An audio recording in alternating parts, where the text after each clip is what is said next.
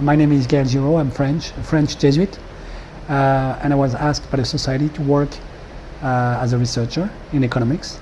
So my field is theoretical economics, and more specifically mathematical economics devoted to monetary economic policy. The title of this book is 20 Proposals for the Reform of Capitalism. The idea was to join together people from the private business, academic people and politicians, so that we could think together about a systematic project of the reform of capitalism. So in this book we try to cover virtually every field of capitalism and to make concrete proposals to reform it so that it could work better, in light of course of the crisis of 2007, 8, 9 and today. Sure, I'm convinced that the proposals we made in the third edition could help Europe save itself from the disaster. More specifically, my opinion is that today Europe is going to be trapped in a liquidity trap, exactly as Japan, since more than 15 years, is trapped in this liquidity trap. That is, everybody believes that prices tomorrow will be lower than they are today. So the firms don't want to invest, the consumers don't want to consume, everybody postpones until tomorrow the decision to act as an economic agent, and this has the reaction, the influence on prices, so that prices indeed decrease. So it turns out to be a self-confirmation, a self-fulfilling prophecy, and which is very bad, because then the growth of the country declines and just underemployment increases, as it is the case in Japan for 15 years now. Then the question is, how do you help Europe circumvent this liquidity trap? And one major proposal we make in this book, in the third edition of the book, consists in initiating a huge project for the green transition. That is, the transition of the European economics towards a Green New Deal, which would be based on renewable energies and not on fossil energies, as the European economics is based today. You see? So this requires, this would induce a lot of new jobs, but the major stumbling block is that it requires a lot of cash that people would have to put on the table to begin the transition. Nobody has this money, and therefore we make a plea in favor of money creation by the European Central Bank, okay, in order to finance this. But then the main problem, the main debate is that a lot of people are convinced that if the European Central Bank creates more money, pumps in more money, this will be inflationary. And I don't believe this is true. So we have a huge debate, both theoretical and political debate, on this question, whether money creation today in Europe would be necessarily inflationary or not. I give you a very simple example. When a bank is making a credit, is giving you a credit, this bank creates money. Maybe you don't know it, but actually it's creating money. I mean, the money that the bank lends to you did not exist a few seconds before the bank decided to lend you this money. I didn't know that. I saw Okay. money they had. No. It's not. They create money. Ex nihilo, we say in Latin, so from nothing. Like God created the universe from nothing. Okay? So if any money creation was inflationary as such, we should kill every banker, because the bankers would be very bad people. Because every time they would give you a credit, they would induce some inflationary pressure. So this proves that money creation in itself is not inflationary. What is indeed inflationary is when you create money for nothing. If you just throw money out of a helicopter and you don't have any economic project, then this will presumably be inflationary. If you create money for a project that will create an added value, that is, if you increase the size of the economic cake, then increasing the quantity of money circulating within the economy is not inflationary. You see what I mean? So the big question, which is the question of the banker, when you go to the bank in order to ask for money, then the banker wants to know what you want to do with this money. So he's inspecting the kind of project you have, actually in order to make sure that this will create added value. Okay? In other words, to make sure that this will not be inflationary. So the main issue, the main question would be, what should we do with the money printed by the European Central Bank? And my opinion, and the opinion defended by the co-authors in this book, is that we should begin a huge transition project towards a green economy. And I'm sure this would create a lot of added value, a lot of jobs, and therefore this will not be inflationary. Yeah, so Japan experienced a kind of small subprime crisis at the beginning of the 90s.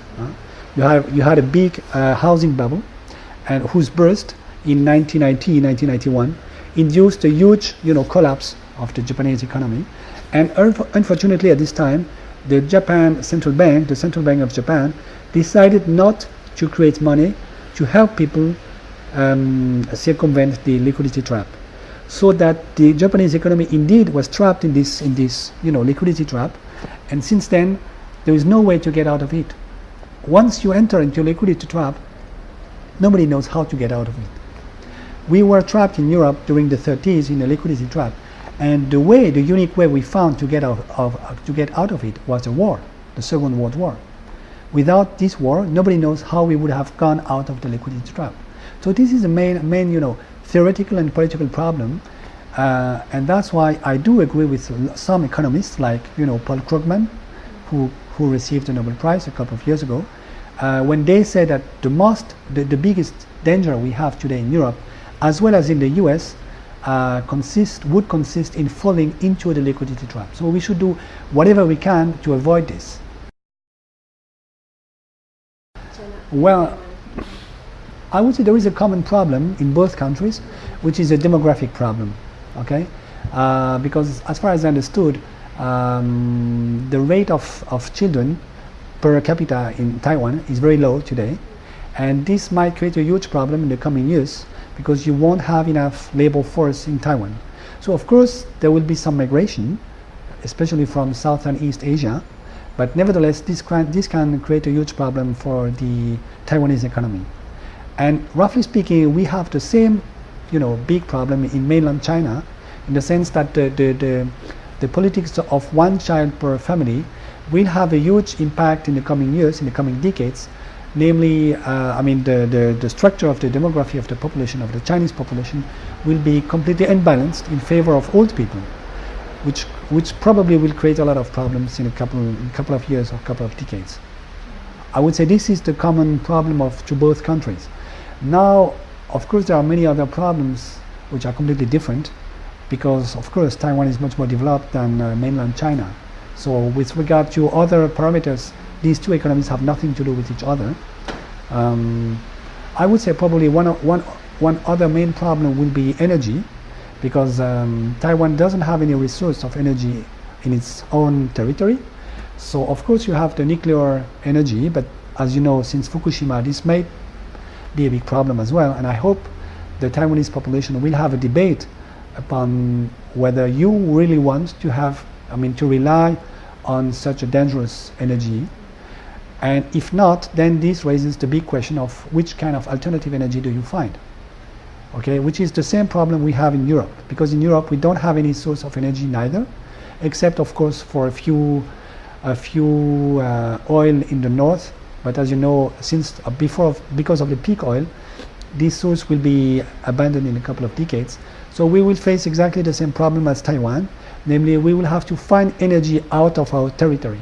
And this might also be a big problem. So I would say probably, a hope in the future for Taiwan would consist also in engaging into the energetic transition and to try now to build a new economy based on renewable energies rather than on fossil energies.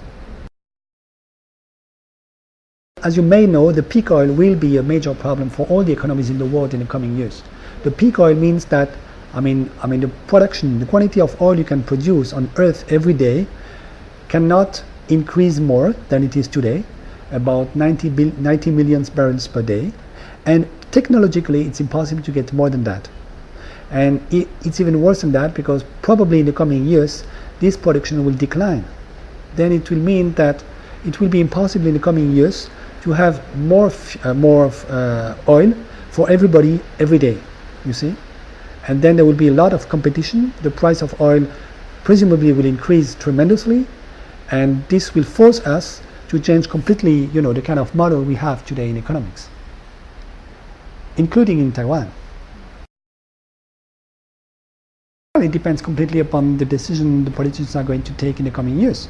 Of course, those countries which still have a lot of resources in oil don't have this problem. I mean, they won't face this problem until 30 years, okay?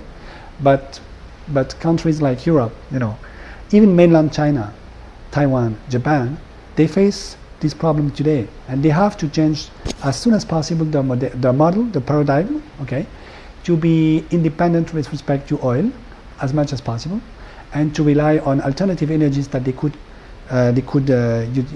get on their own territories. I think. So the next leaders will be those countries which take now the good decisions in this direction, I guess. The very first thing people have to do is to to change completely the buildings, so that buildings could be, could save a lot of energy. So this creates billions of jobs. It's tremendous, and it's very important. And then the second point is the mobility. So we have to forget completely the car and the plane, and we have to rely on the train with electricity, which raises another question: how do you produce electricity if you don't have oil? And then you have the political debate upon nuclear energy versus alternative energies to produce electricity. Okay, but these are major changes in an economy: the buildings and then the mobility. Well, I was agnostic with respect to this question until Fukushima, and when I saw Fukushima, I thought the following: look, Japan is one of the most advanced society in terms of technology, and Japan is not able to have a safe nuclear central. So I'm sure France is not able neither to do better than Japanese people. So if we go further in the direction of nuclear energy, we will have an accident like Fukushima. So then this is a kind of ethical question. As a citizen, as a Christian, do I want that the children of my society get this kind of problem? You see? And then my answer is no. So I don't. But then this raises a lot of questions. How do you go from today's situation in France or in Europe towards an economy without the nuclear energy and without oil? Of course, this is impossible in the next 10 years. So we have to find a way, to a transition which goes slowly, where we less and less use the nuclear energy, more and more use renewable energies, okay? And we try to do it as smooth, in a way which is as smooth as possible, in order not to hurt the poorest people. Because otherwise, if you do it violently, it's always the same who are going to pay, namely the poorest. You see? Europe should begin the transition as quickly as possible, in order to have some knowledge on it, and then to help emerging countries getting out in this towards this direction. You see what I mean? But of course, the first step should be done by rich countries like Europe or the US. I'm sure the US won't do it, unfortunately. So I think this is Europe's historical role to do it, and then to help emerging countries to go in the same direction. But I do think it's unfair now to say, to Vietnam, oh no, you're not allowed to develop yourself today because it's too late. So this is completely unfair. So those who have to begin are the rich countries. Nowadays in France, the ratio between the highest earning of one guy in France and the lowest earning of an employed guy in France, this ratio in 2007 was about 20,000. So there was one guy in France in 2007 who earned within 1 month 20,000 times what another guy earned at the same time. So we do believe that this is completely crazy, and that we should change completely the way people are paid, at least in France and in most countries of Western Europe. And we try to give a lot of examples and a lot of arguments in favor of this. The major argument is, again, the ecological and energetic transition. If we want to do this transition, I guess we need to take the money from the richest people in order to invest in this transition. Because the richest people today, they don't want to put their money in this transition. Why? Because they won't earn a lot of money. This transition will be very costly and will not provide interest rates within 15 years. So as long as you are a rich guy and you know you can invest your money in financial markets and they promise you, 15% earnings each year, you will never put your money in the ecological transition. So unfortunately, we should take this money, the state should take this money and invest this money in the green transition.